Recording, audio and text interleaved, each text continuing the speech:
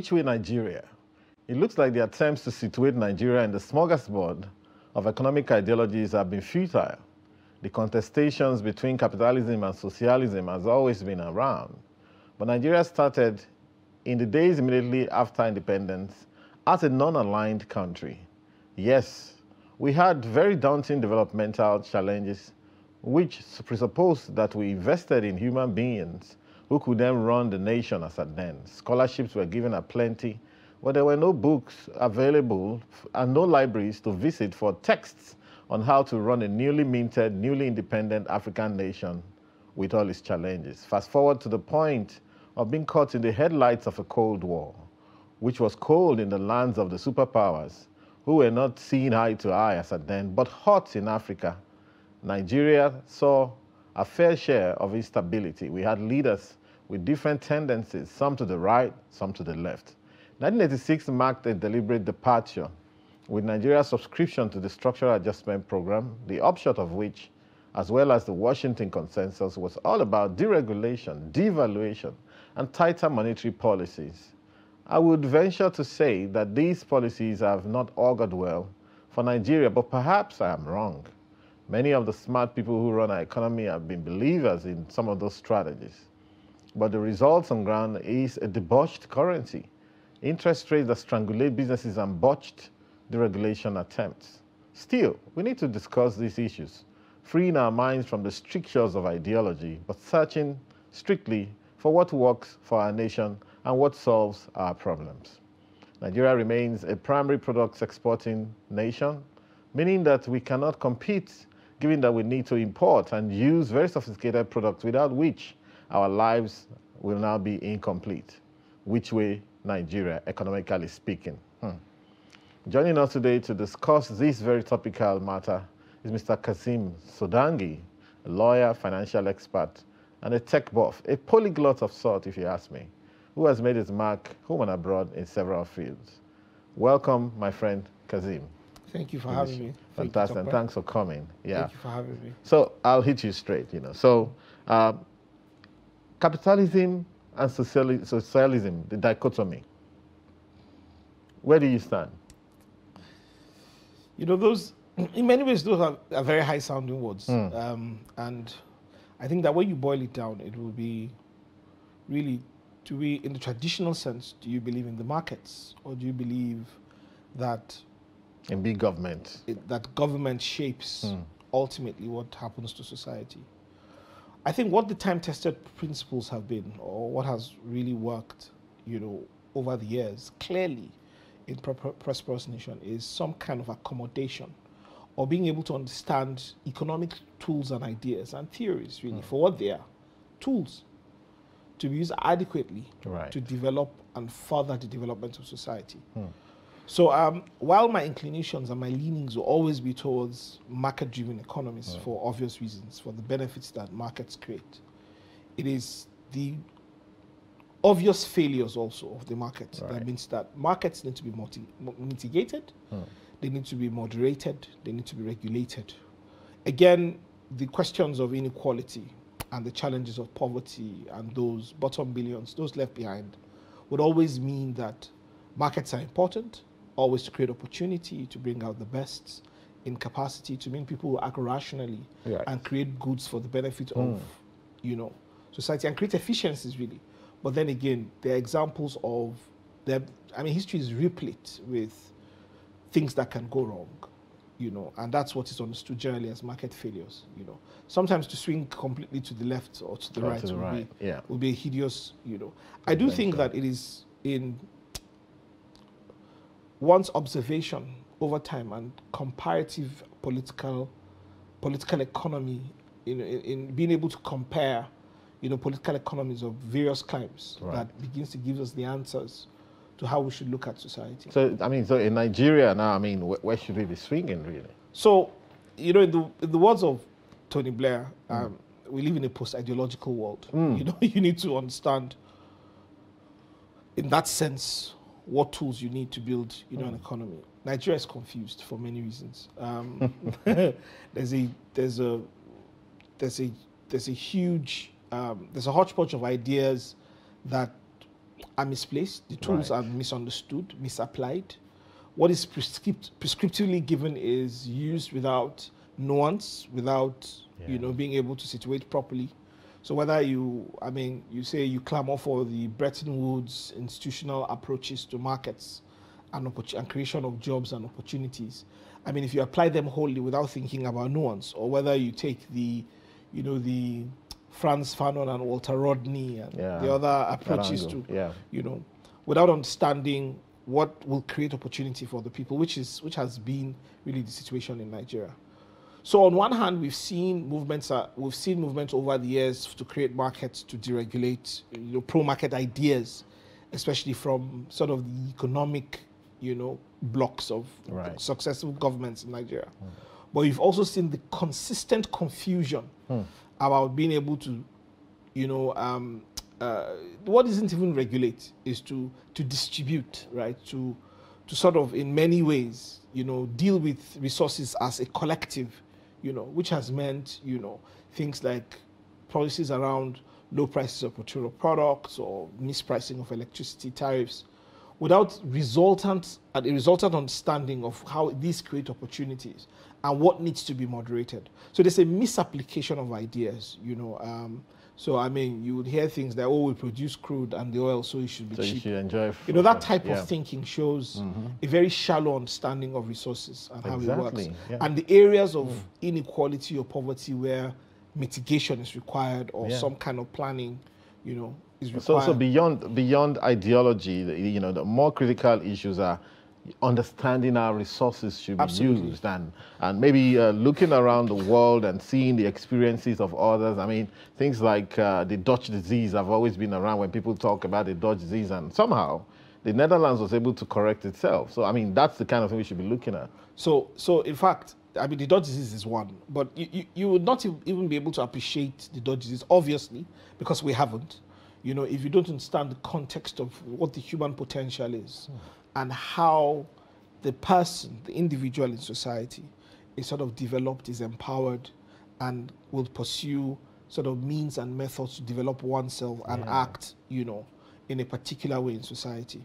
So this, this approach where we think that it's really intuitive approach to everything should be shared, So, I mean, one says that the counterintuitive always defeats us here, because one doesn't understand that by excluding or refusing to treat certain resources in a certain way is the right way to create opportunities for society and to deal with resources as they need to be. So clearly is this issue of the Dutch disease, where there's an over-reliance on commodity in such a way that how it distorts is not even properly understood. I do remember the Norwegian experience where they discovered oil and decided that not up to 4% of oil resources would annually be used in the budget, and the bulk of 96% will be saved, in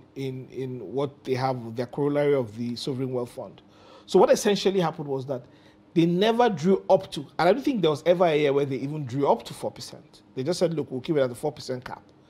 And then heavily tax, that the industry, because what it does is that it distorts value, it distorts production in terms of ascertaining the value. So a guy who was a shoe shiner in our parlance, who will earn one krona, I think that's the unit of their currency then, I think still, and as against, a guy who, I mean, with the same input in labor, low skill, will go and work on a rig, probably just clean, and come back with 100 kronas. It distorts the value of labor in that sense. So it means that there's a mispricing, there's a misallocation of resources. And what it means is that people do not place, there's no value created in other areas of the economy that can create opportunities and momentum. So that's the situation in Nigeria. Oil has distorted. I mean, imagine a country that has a petroleum ministry and things like that. Why don't we have a cassava ministry or granite ministry? But there's one commodity has become chief business of a government. And the very interesting thing about this is when you look at the structure of the economy, and you see that on the export and import side, now you'd see the same petroleum, crude oil occurring. So on the export side, we have the crude oil, chief export, even though according to NATI, what comes back to Nigeria is about 30% of what's going out, because the producers really have to get their money back and so on. And basically that's the chief export. The next export is things like sesame seed oil. We get about $380 million from that every year. Cocoa, $280 million. But when you look at the import side, you see again the petroleum issue coming up, then technology, which everybody needs now. I mean, we're speaking to viewers at home using technology. We can't escape it. The phones, the laptops, the software, the whatever, the apps, So that's the thing. And then, but you see that between number 1 to 15 imports in this country, they're all in the billion dollar. Whereas on this other side, by the time you take petroleum, we don't have a $1 billion export officially, So maybe that's the scenario that we're dealing with here. So what this distortion has meant is that the human capacity of the country is underperforming and underdeveloped. So there's no human capacity to create value, for additional value additions, for value additions to any commodity. We are the lowest rung. We have been at the lowest rung of the extractive, just trying to harvest the corn, the sesame seed, and just export it without any kind of value addition, because there's been an absence of investments in businesses or ideas that produce knowledge. Somebody was saying to me yesterday that in her office somewhere in the government, most of her colleagues read microbiology or chemistry, where they're doing clerical duties. Oh, wow. We have not focused on any kind of value creation, any kind of human capacity to become a productive economy that can add value. So that's what you see. We've extended the bane of cheap oil. And the real challenge of cheap oil, selling oil rather, is that because you sell it for what appears to be a lot of money, in quotes, it is the single most destructive idea in being, it kills everything else. And that's the idea of the Dutch disease. Nothing else is able to produce, because there's one thing that returns, compared to the input that is made, disproportionately, and what it does in its wake is that everything else that you go through, or the processes that you build and the capacities you build to churn out knowledge or value addition, is completely annihilated. Our universities have cumulatively not been working for how long? Yeah. It is not a big deal, insofar as we keep pumping oil, if we're actually even still pumping oil. So that's the challenge, you see. So because of that type of distortion, what you've had is that we're unable to add value to anything, because the real problem in Nigeria is certainly not an importation one. It's the fact that we have nothing offering our neighbors, the world, in terms of value addition and so on. I'll cut in there, Kazim, and let's go on a quick break, and then when we come back, we'll continue along the slides.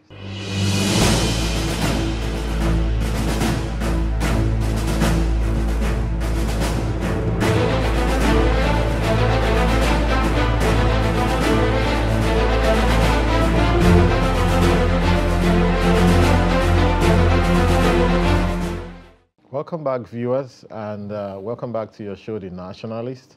We've been discussing with Mr. Kazim Sodangi, a lawyer and also a financial expert, on issues around economic ideology and what should we be doing with our economy in Nigeria presently. So, Kazim, I'm going to ask you this. Somewhere around 1990, after the collapse of the Berlin Wall and, if you like, collapse of socialism, Francis Fukuyama wrote a book titled The End of History, and the whole idea was, look, there's nothing to discuss about again. Capitalism has won. Therefore, the liberal type of capitalism that exists in the US, for example, was the template everybody should use. However, we need to note that in South Korea, they have this idea about crony capitalism, whereby the government notices a few companies and say, look, we're going to put everything behind these companies, go into the world and conquer for us Hyundai, Samsung, Daewoo and co. LG, you know. And then further down the line, the Chinese also, we weren't watching, we weren't looking, you know. They joined the WTO in 2001 after the September 11 issue and co, unfortunately, you know. And you know, before we knew it, they were doing what's called government-led, you know, state capitalism, whereby some of the biggest banks and the biggest companies, some of them are working in Nigeria as we speak, Chinese construction, Chinese rail, this and that, are owned by government. And therefore, we realized that history was still continuing. Now, what's the lesson for Nigeria in some of these things? So I know that over the years, you know, Francis Fukuyama, I come in peace. You know, I mean, I'm sure he looks back and always, you know, reels. Probably I mean, cringe. And I do think that end of history is Fukuyama himself has evolved, but it's a very it's sort of a epoch landmark, you know, idea. Even though a lot of it has been proven or disproven, really. Yes. But in truth, you know, when you take the chaebols, that is the situations you described in Korea and the state-led capitalism, what it does shows us is that it gives credence to markets, you know, in that sense. It gives credence to, you know, if there's a consistent chasing of production, value addition and ideas, you know, it creates value and it can create consumption and an engine of growth, you know.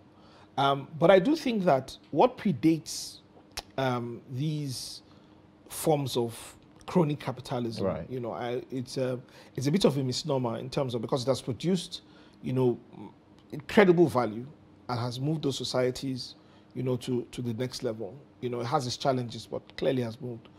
But I think it is the aggregate cultural rejuvenation that happened within those societies, where an understanding of value and hard work and private property, you know, and intellectual property, there was a fundamental shift in an understanding of these concepts that created, you know, these type of output of society. What it even says, I think, well, every time I look at, you know, the Chinese or the Koreans and look at the sort of the peculiar sort of history of how they were able to develop, you know,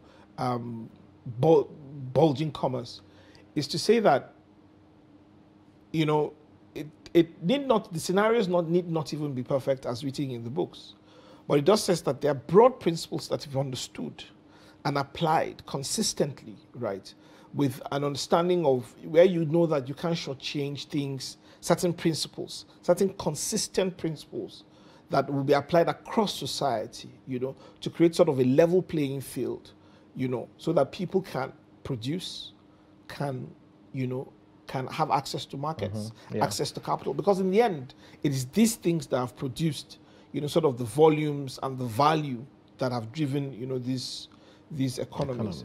I do also think that, I mean, if you take a long history of China and how it has evolved, you would always see that the economic ideas as practiced by China are situated within the contextual history of, I mean, if you take the history of legalism, for instance, and the whole idea of China as the Middle Kingdom and the ideas of Confucius and the fact that they've always had the longest history of a meritocratic civil service. You know, over 2 centuries, I think, of, I mean, you know, of consistent, effective and almost efficient public service. You will see that it's not hard to see why the Chinese society has birthed this type of, you know, capitalism that is, you know, working with, I mean, it has its attendant shortcomings, right? Because, I mean, there are always questions as to freedom, to expression, to, you know, certain aspects of, you know, where, I mean, you can raise questions. So would you then say, for example, that are there cultural factors inhibiting us in Africa, in Nigeria especially? And perhaps maybe we'll probably break that down at some point, you know, if you could, into the consistent units that make up Nigeria. What are the inhibiting factors that makes us going round and round in circles, you know? In fact, what it looks like to me these days is that we're in a hole and we're digging the hole right under our own feet. We haven't actually come to the point of understanding the value of resources, the value of time. And so, I mean, being the most important resource anyway, the world is not waiting for us, you know? So So are there other cultural factors that are, or indeed, I could phrase it like, are there other cultural factors that could help? Just like the cultural factors that helped South Korea, that helped China, and maybe parts of Europe. So, I mean, if I take you back to China during the Opium Wars, Yeah. and you know, I mean, if for those who tell the story very colorfully, in a colorful way, I mean, when the gunboats showed up, you know, outside by the shores of China, and they had all these warriors with knives and spears and colors, and they just met a superior enemy. Oh yeah. Don't forget that China had always referred to itself as the Middle Kingdom, the kingdom between God and the rest of humanity, you know. Yeah. And I think there was a great reckoning of the shortcoming of the society. And then it began the spiraling of questions, you know, up until where you have the Deng Xiaoping who says it didn't matter whether a cat was black or white, as far as it catches mice.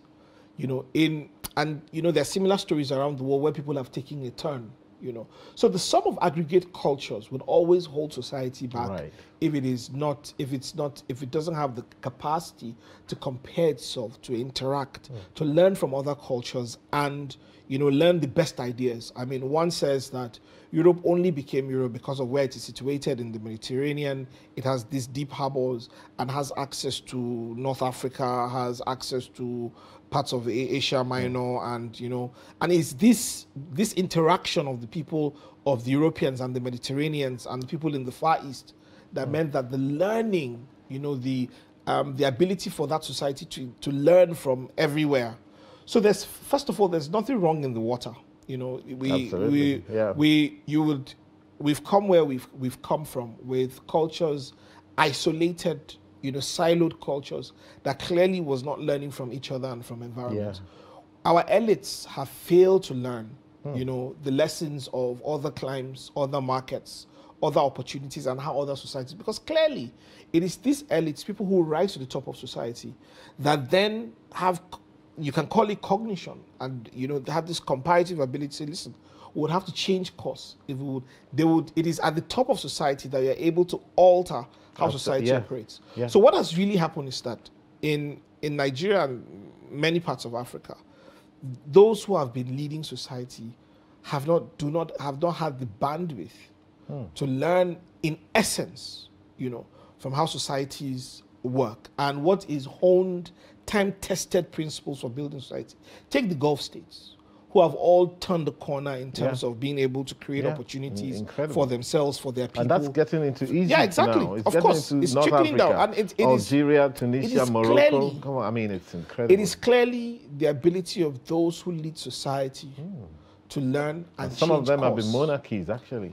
You know, I mean, Europeans had the Dark Ages until their cultures were Hellenized. You can say the Protestant Reformation, Renaissance, but essentially the Hellenization of the Greeks, being able to ask questions, to delve into production of knowledge. I do think that our society has not learned how you sort of resituate a culture, because a culture needs to be rejuvenated, it needs to be realigned, reassessed. You know, innovated, perhaps. Innovated, yes. A culture picks up traits, it throws away traits that do not work. A clear example would also be Japan. You know, coming from the Shogun era, and into the modern era, and being able to learn how best, what has worked, you see.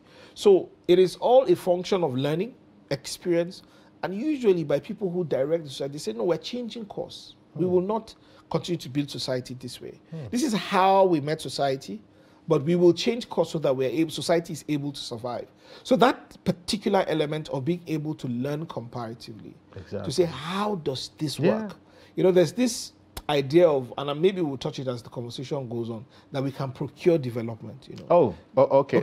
I mean, no. So now, that's fine. You know, you're kind of jumping ahead of me a bit there, because I was going to ask like a double-barrel question. The point is, look, you mentioned, can we procure development?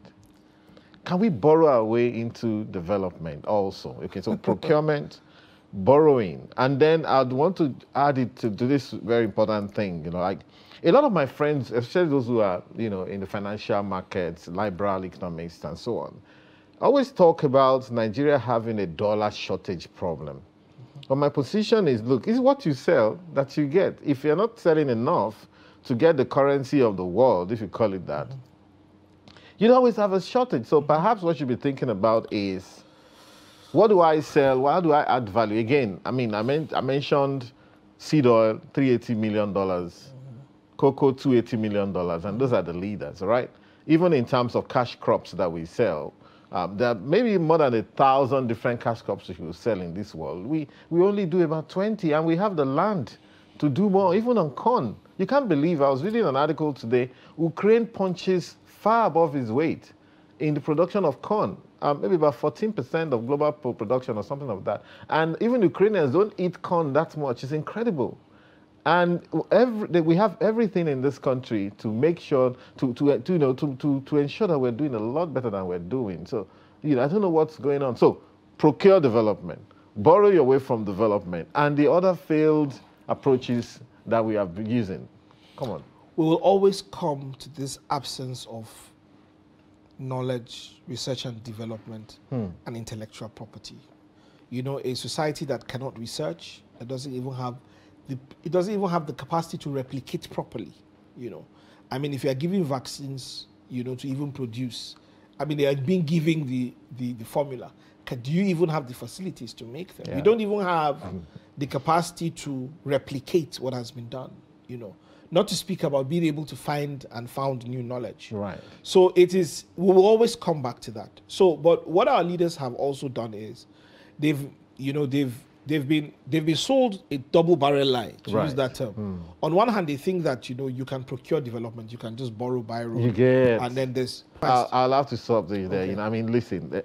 You have to come back. I'm not sure. We probably, maybe we should design a special 1-hour program for you. I'm afraid we won't be able to take more than this. But you have to come back, and when you come back, we would actually start from this very point where, how do you borrow your way into development? How do you procure development?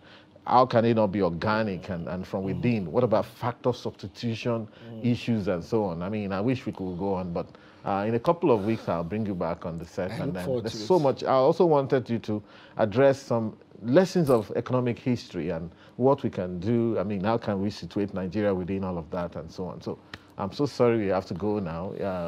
So we've been speaking with Mr. Kazim Sodangi, and there's so many issues that still needs to be explored.